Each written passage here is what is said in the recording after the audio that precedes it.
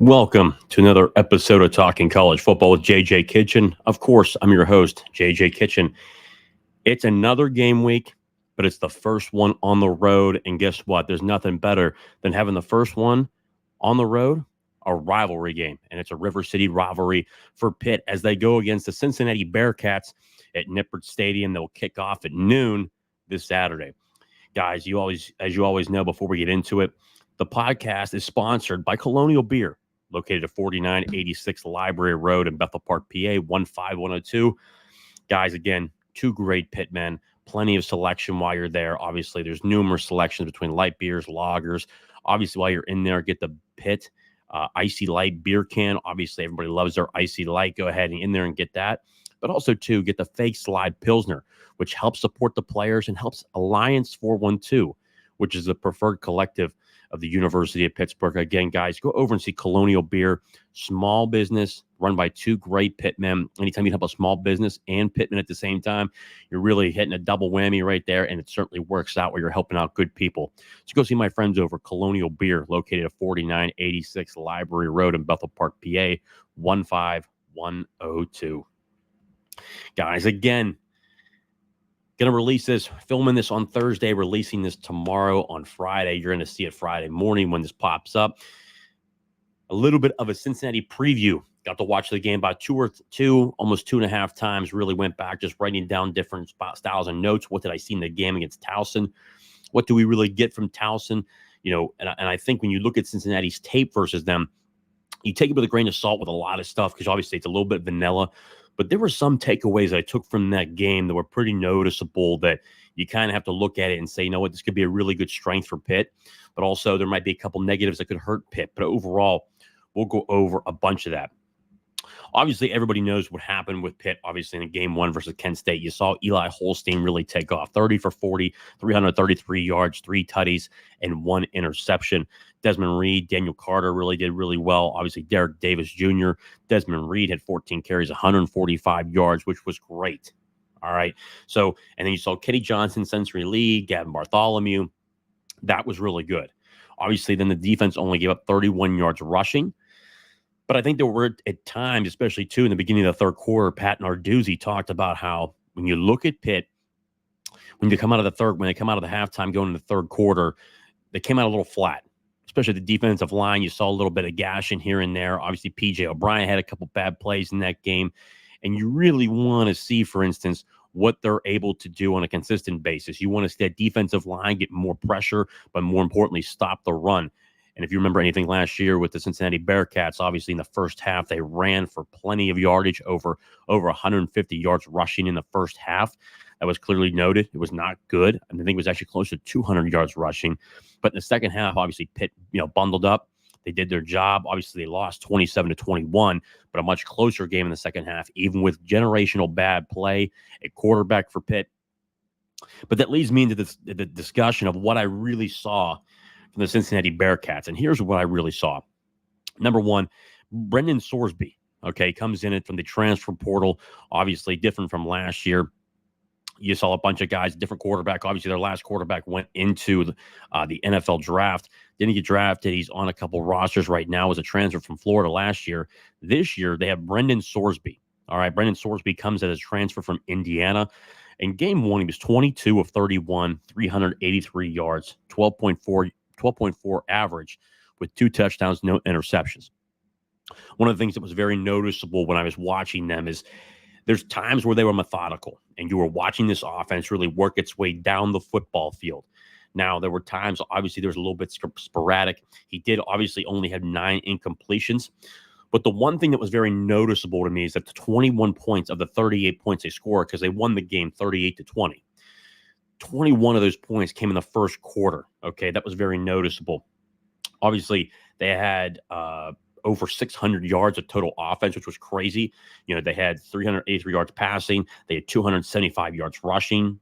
Noticeable. We'll go into the rushing here in a second. But for the quarterback play, there were a number of different plays where you saw out of 21 points, a couple touchdowns where it was just a breakdown on Towson's end. They had nobody covering the guy, so it was an easy throw to get it to get a touchdown. They had a couple plays where they were extending the field. Obviously, they had a couple deep throws. There was one that was contested, but you saw a little bit extra talent. Obviously, at the wide receiver position, you're going to have Xavier Henderson. Obviously, he was there last year. Pitt did a good job containing him for the majority of the game. But when you look at Sorsby, a guy who came in this year, from Indiana, he only had about 1,600 yards passing last year in 10 games played at Indiana.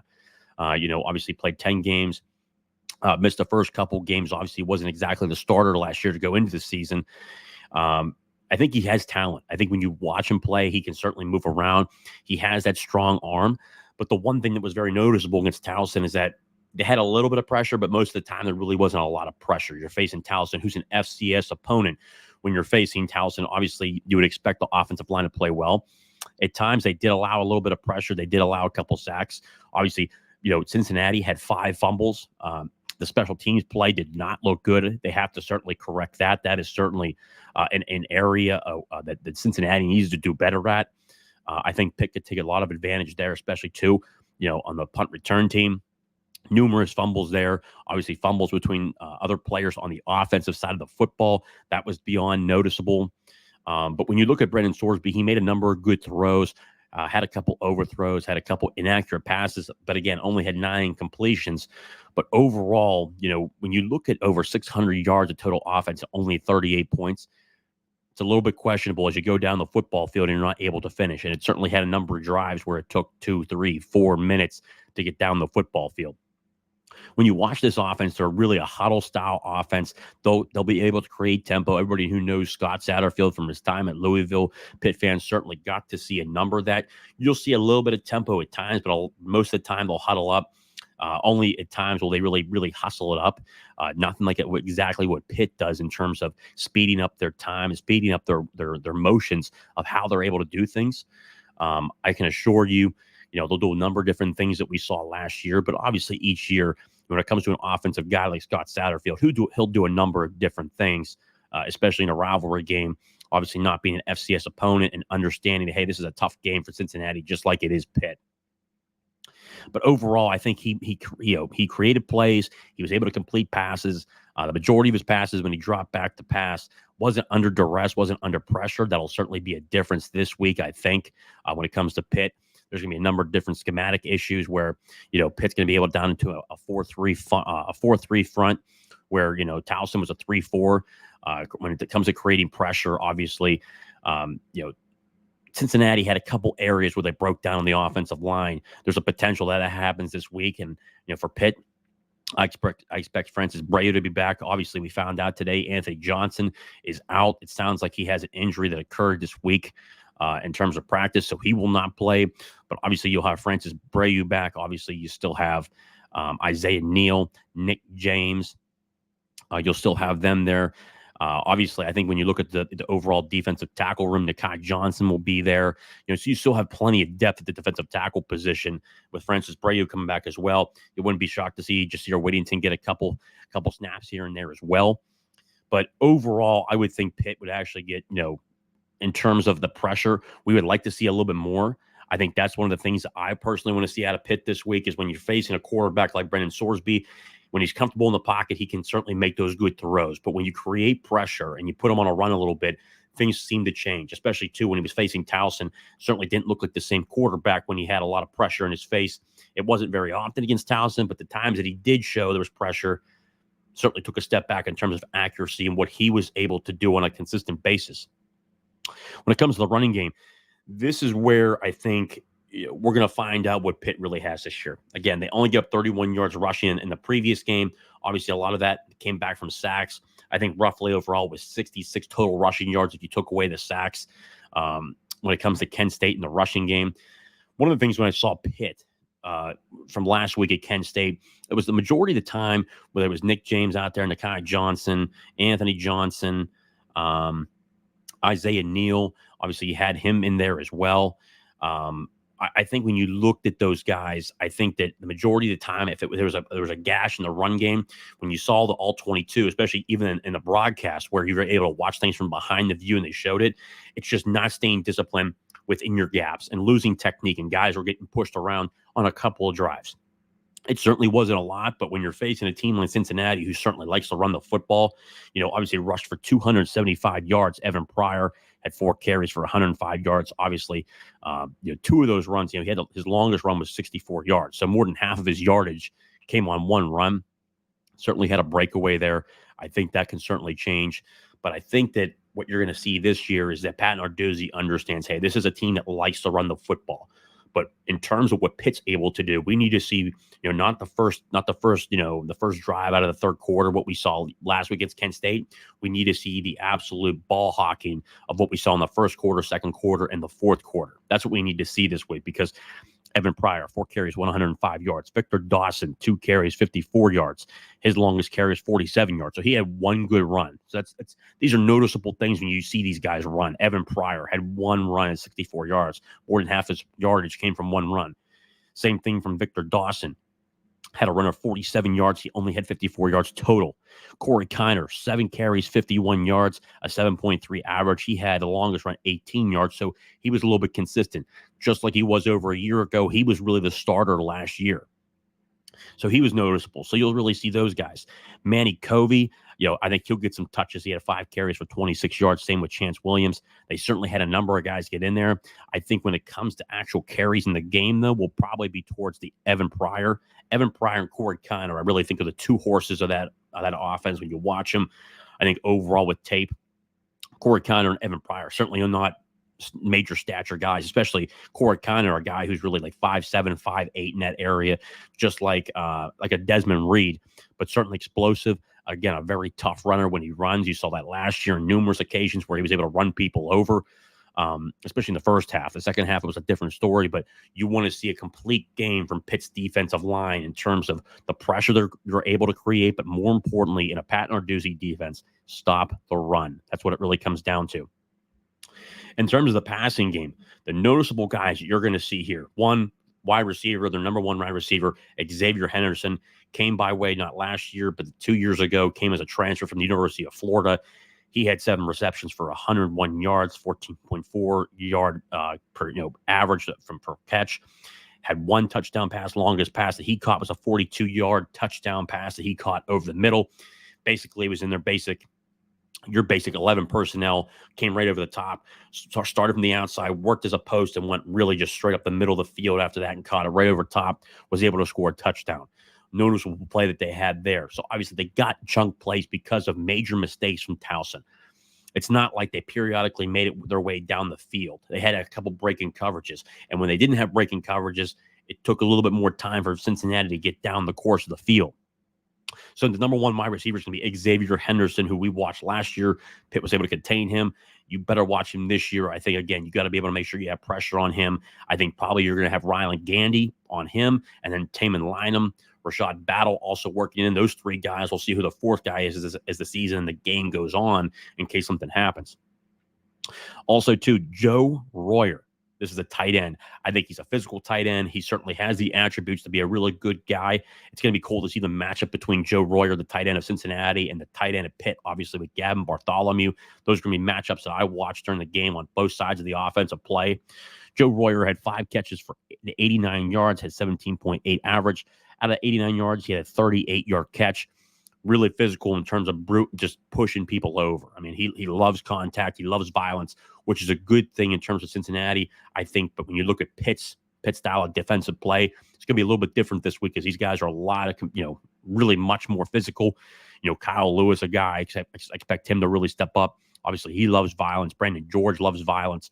You saw the first step, multiple plays by Jimmy Scott and Sincere Edwards on the defensive line. You love to see the play that they had. Obviously, Nakai Johnson had numerous good plays out of the backfield, into the backfield too. Same thing with Isaiah Neal, Nick James. Nick James had the most snaps last week out of any defensive tackle.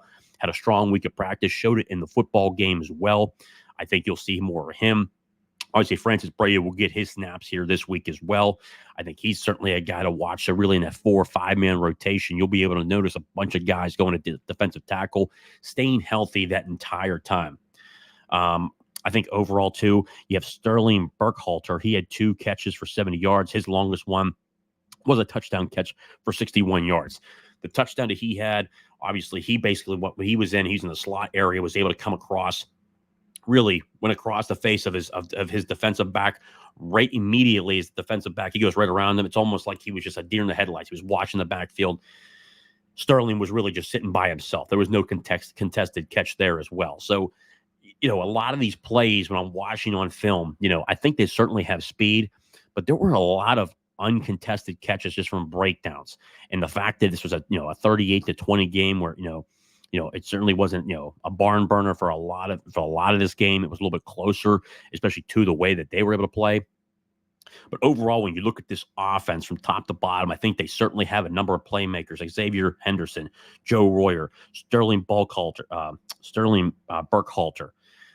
Then you have, obviously, in the rushing attack, you're going to have Evan Pryor and Corey Kiner, really the two bell cows of that offense. And then Brendan Sorsby. He's able to make those throws, but we're going to see him in a different style of offense this week where how much time does he get to sit back there? He had a lot of time for the majority of the time last week against Towson, obviously an FCS opponent, a team they can really beat up on. We're going to find out what kind of team this is. Last year, if you remember, Cincinnati scored 70 points in their opening game. Came nowhere near 70 points, only scored 27 points in the game. Last year, 7 points, that was it in the second half. I think you're going to see a little bit of that again. I think there's still things that they're working on. They're still working on their offensive line. There's a lot of stuff going on there. There were some missed assignments, but they were able to take advantage of it because Towson is just an inferior opponent from the FCS. You were able to see them take care of that. Now, the one thing that was very noticeable this week, Dante Corleone has been out really all summer and all of fall camp due to blood clots. He's been really reevaluated. He's been going through a protocol where he's been coming back. He was cleared this week. Dante Corleone will be back in the lineup. But here's the difference. Last year, Cincinnati ran a 4-3 defense, a lot like Pitt. Obviously, they ran a 4-3 before, but when you look at Pitt runs a quarter-style defense, a much more attack-style defense. Cincinnati didn't run that last year. They ran your basic 4-3 with help over the top. This year, what's been very noticeable is they hired a new defensive coordinator, and they're running a 3-4 scheme. Sometimes even a 3-3-5, where you'll see that 3-3-5, where it's a 3 D-line set, 3 linebackers, and 5 defensive backs. The last time we really saw that was in 2021 under Georgia Tech, when before Brent Key, any of those guys came in. You saw Jeff Collins, obviously, he was the head coach at Georgia Tech at the time. They ran that 3-3-5 style defense. And if you remember that time, obviously, Pitt really tore it up because they had, Kenny Pickett, Jordan Addison, Lucas Krull, all that talent across the board. Heck, we scored 40-some points in the first half. I guarantee you Pitt went back and watched that tape, just how to break that style in terms of finding guys that were wide open, finding guys that were open. Cade Bell can certainly do that. But obviously, when you look at Cade Bell's style of play on offense, he's extremely creative in what he does, and we saw a little bit of that. I'd say about 30 to 35% of the playbook is really what we saw against Kent State. You'll be able to see a lot more this week. Here's what I can tell you. I think the defense is a major work in progress. I think Pitt has a potential to have a really big day through the air and on the ground. When you look at Carlos Davis, the quarterback at Towson, he was 21 of 37 for 244 yards and 2 touchdowns. That's a little concerning from an FBS Power 4 team like Cincinnati to give up 244 yards passing. That's a problem. I think they're still working on a lot of different things. Bartlett, the former linebacker from West Virginia, wasn't able to get any time there. Was a guy who played sparingly through there, especially as a reserve guy, goes to Cincinnati, becomes a starter. I watched them. There's a lot of miscommunication going on, especially on the back end. When they're rolling out and they're able to have creative plays, they're certainly able to get some chunk plays out of it. They're still working on defense. I think that the very clear weakness of this Cincinnati team between offense and defense is the defense. And obviously, special teams has major issues between the punt return, obviously the 5 fumbles between offense and special teams. Their defense and special teams need a lot of work. I think the offense is a lot better, but a lot like last year, we'll see what they do against an actual Power 4 opponent. I think Pitt's defense this year is actually better than it was last year, especially too on the back end. But even the defensive line, even with the little bit of inconsistency that we saw in game 1, I expect them to figure that out here in game 2 and be really a lot more aggressive and be able to schematically really show a lot of different looks to a guy who's a Brendan Sorsby, who he's a redshirt sophomore. I think he's going to need a little bit more time, obviously, to learn this offense as he goes forward. We'll see what he does here against a Power 4 opponent in terms of Pitt's defense. But Carlos Davis, The quarterback from Towson, 244 yards. And then here's what really blows my mind, and is a major red flag if you're a Cincinnati Bearcat fan. Towson had 37 carries for 194 yards. Guys, whew, so 244, 190, let's say 200, 400, 450 yards of total offense they gave up against Towson, an FCS football team who was a very bad football team last year. That's a red flag if you're a Cincinnati fan. Devin Matthews from Towson had 17 carries for 70 yards, a 4.1 average. Longest play was 15 yards. So it didn't come all on one play. It was periodically going through the game. Tyrell Green Jr., 8 carries, 60 yards, 7.5 average, 18 yards was the longest run. Again, periodically they were able to run the football, but more importantly, move the football, move the chains. Christopher Watkins, 5 carries, 59 yards, 39 of that, more than half of it came on one play. Longest run he had was 39 yards, 11.8 average. And then Carlos Davis had 7 carries for 5 yards, obviously less than a yard carry. He didn't do too much. But overall, when you give 194 yards rushing, and especially I think the majority of what it is, obviously Dante Corleone didn't play this game. When Dante Corleone gets in there, he'll certainly play over the center. Lyndon Cooper is certainly going to have his day. Obviously, Jake Cradle, majority of the year, Jake Cradle was great, but obviously had a little bit of a tough day when it came to Dante Corleone and those guys. I think the difference of what you'll see here, I think Dante Corleone, from what I've heard and things that I've talked to within people that I know around that area, especially too with Cincinnati, he has not practiced certainly live or anything like that, but he's been on the side doing his own work, and they've been helping him get to the process of where he's been rehabilitating, getting ready to this point. The thing is, though, that really will make this thing a little bit different. Frank Cignetti's offense last year, Pitt's huddling up. They're taking their time. When you look at a guy like Dante Corleone, he's a tremendous player, but he's not exactly in game shape. I would highly doubt. It's not like you're actually practicing, but more importantly, the way Pitt's offense is high tempo, it doesn't huddle, it's moving. They're going to be able to rotate guys out. I think that's a major weakness for Cincinnati, especially running a 3-3-5. Man, you're going to have 3 down linemen. You got to be able to rotate those guys in. I don't think they have a lot of talent and a lot of depth on the defensive line, especially here, 194 yards given up. They're also still learning a brand new defense. That's a red flag. I think this is going to be a good time for them to use tape to see what exactly they need to correct, because I really think Pitt's offense is going to have a great day. I really do. I think there's a lot of red flags on the Cincinnati defense that you look at and say, hey, there needs to be a lot of corrections of what needs to go on here. You give up over 194 yards rushing to an FCS opponent. You have 244 yards passing. That's a red flag. And I think there's a lot, and we can be honest here, there's a lot more talent on Pitt's offense. You got Kenny Johnson, Kanate Mumfield, Raphael Poppy Williams, Dejon Reynolds, CJ Lee. I mean, you got guys out the wazoo with the wide receiver position, speed, especially on the outside, even in the slot. Gavin Bartholomew, a guy who can certainly get open, create his own space. And then I expect to see, Desmond Reed and Derek Davis and Daniel Carter really do their job in terms of being supplement to each other to really create a style of offense to where they're going to put up points. So that leads me really to this last expo here, and that comes to a score prediction.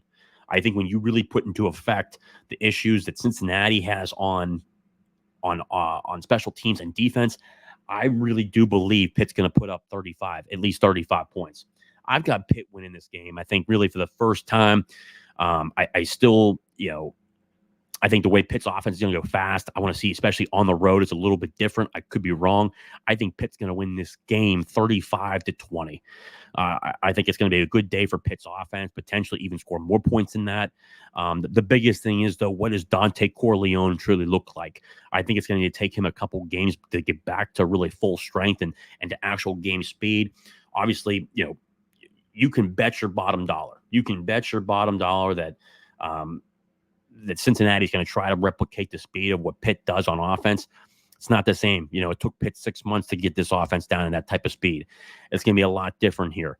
I expect Pitt to go 35-20, get a victory here. I even think that when you look at Pitt's defense, we have some question marks about maybe the run defense and maybe getting pressure on the outside. I think the more games this goes on, the better this defensive line is going to get. But more importantly, you see the biggest change from week 1 to week 2. I think that when you finally face another team, you have a lot of tape to work on to say, hey, here's what's going on. Here's what needs to change. I think Branson Taylor has a better day at the left tackle position for Pitt. Obviously, he struggled a little bit in terms of the game, especially too, just sometimes in his blocking sets and his technique. I think that changes. Jeremy Darveau is going to get that taken care of. And I think Eli Holstein is just a different cat, man. He's a guy, he's like a John Wick, man. He's a stone cold killer. I think he really embraces this, everything that I know about Eli. He loves the pressure. He loves high pressure situations, and he's a competitive guy. You needed that game, the first one, to get out of the way. 55 points, that's great. You saw a bunch of stuff. But then again, it was still vanilla for the most part. They really didn't use everything. And K. Bell is a very much creative guy when it comes to creating a different style of offense for each individual team, attacking teams' weaknesses, but more importantly, using the strengths of the players that you currently have. And I think Pitt's got a lot of talent at the wide receiver position. Again, Kanate Munfield, Kenny Johnson, Dejon Reynolds, Raphael Poppy Williams, and CJ Lee. You have 5 guys there. Gavin Bartholomew. I think, on your right side, on the offensive line, Ryan Bayer and BJ Williams had a great day. So did Lyndon Cooper. The one question mark I do have at this point, we saw Ryan Jacoby get hurt. We saw Ryan Jacoby hurt at the left guard position towards the end of that game. Is he back healthy? If not, people say, obviously Jason Collier is the backup behind Ryan Jacoby. I don't think we see Jason Collier there. I think if Ryan Jacoby does not play, I think we see Terrence Moore play there, a guy who can certainly play center or guard. And I think sometimes, for people I talk to, Terrence Moore is even better at the guard position. So I wouldn't be shocked we see Terrence Moore there and then Branson Taylor on the outside. Guys, obviously this has been the first recorded show I've done in a long time. Been so busy with work. In the comment section, leave your score prediction. Who do you think is going to win this football game? I want to hear from you Pitt fans, even from you Cincinnati fans as well. But also, too, what are you really pumped up about with Pitt? What are the pros, and then what are the cons? Where do you think Pitt's going to struggle? Where are their strengths and where are their weaknesses? I like to see your guys' thoughts and what you guys think. Guys, as always, it's an incredible time. Thank you so much for supporting Talking College Football with JJ Kitchen. If you haven't done so, hit the subscribe button and hit the like button and share it with your friends. Guys, as always and forever, hail to Pitt. Of course, hail to the ACC. I'll see you guys next time.